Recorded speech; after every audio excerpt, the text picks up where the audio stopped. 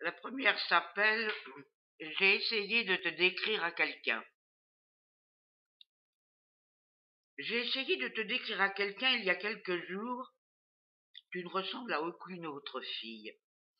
Je ne pouvais pas dire, eh bien, elle ressemble à Jeanne Fonda, sauf qu'elle a les cheveux roux, qu'elle n'a pas la même bouche et que bien sûr ce n'est pas une vedette de cinéma. Je ne pouvais pas dire cela parce que tu ne ressembles pas du tout à Jeanne Fonda. J'ai fini par te décrire en te comparant à un film que j'ai vu quand j'étais enfant à Tacoma dans le Washington. Je crois que c'était en 1941 ou 42, quelque chose comme ça. Je devais avoir 7 ou 8 ans, ou peut-être 6. C'était un film sur l'électrification à la campagne, le type même du film moral des années 30, au temps du New Deal, parfait pour les enfants. Le film montrait la vie de fermiers à la campagne sans électricité. Il leur fallait des lanternes pour s'éclairer la nuit, pour coudre et pour lire, et ils n'avaient aucun de ces appareils ménagers que sont le grille-pain ou les machines à laver. Et ils ne pouvaient pas écouter la radio. Puis, ils construisirent un barrage avec de grandes génératrices d'électricité.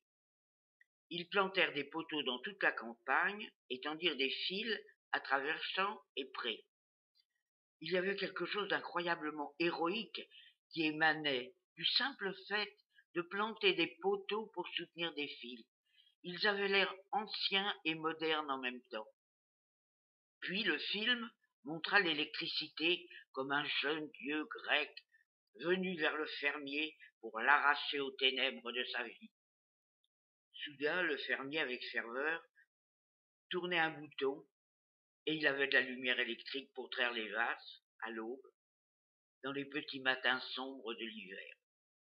La famille des fermiers purent alors écouter la radio et avoir des grille-pains et des tas de lumière près desquels on pouvait coudre des robes et lire le journal. C'était vraiment un film extraordinaire qui m'emplissait d'enthousiasme, comme quand j'écoutais La Bannière étoilée, ou que je voyais des photos du président Roosevelt et que je l'entendais à la radio. Le président des États-Unis. Je voulais que l'électricité aille partout dans le monde. Je voulais que tous les fermiers du monde puissent écouter le président Roosevelt à la radio. C'est à cela que tu ressembles pour moi.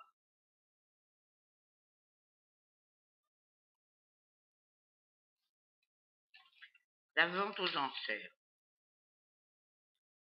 C'était une vente aux enchères comme il y en a dans cette région pluvieuse du nord-ouest du Pacifique, avec des gosses qui vous courent entre les jambes et qui touchent à tout.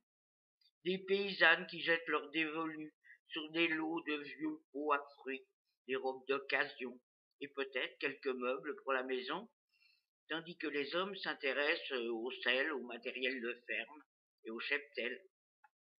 La vente aux enchères se tenait un samedi après-midi dans une espèce de vieux bâtiment qui ressemblait à une grange entrepôt et baignait dans une atmosphère de fin de fête. Il y avait dans l'odeur qui y flottait toute l'histoire de l'Amérique.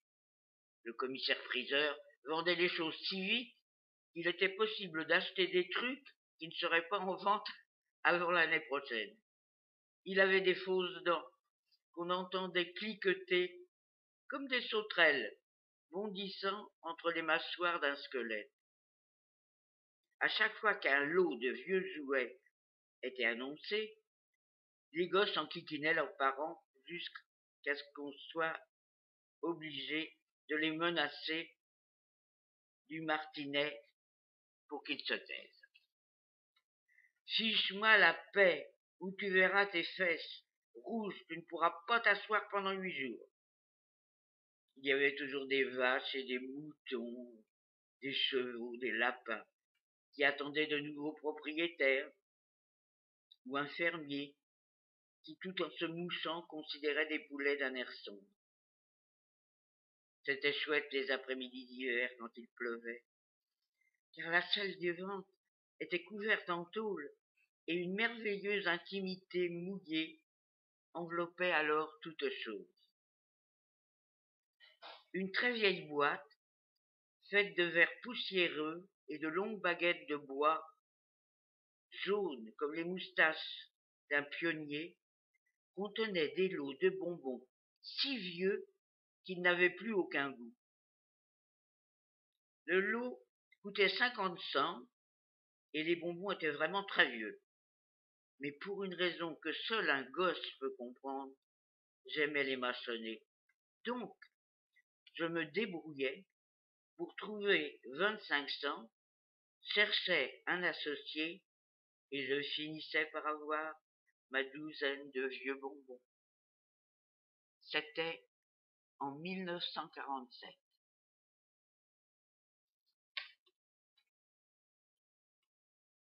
Le dernier.